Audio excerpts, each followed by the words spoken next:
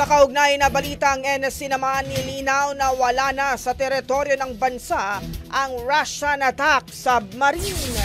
Brigada Maricar Sargan, ibrigada mo! Brigada! Live report!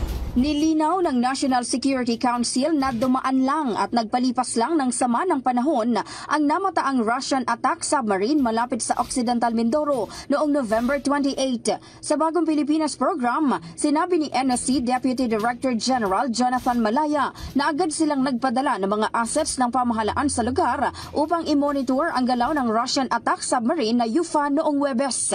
Nagsagawa rin anya ang tropa ng pamahalaan ng radio challenge na sinagot din naman ng Russian submarine at sinabing galing lang sila sa isang military exercise sa Kota Kinabalu sa Malaysia at pauwi na sa kanilang naval base sa Vladivostok. Nagpalipas lang daw sila ng sama ng panahon at agad ring umalis noong hapon ng November 28.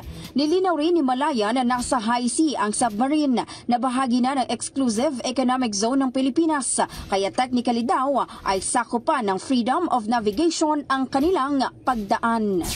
In the heart of changing lives, ito sa Brigada Maricar Sargan ng 105.1 Brigada News FM Manila, the Music and News Authority.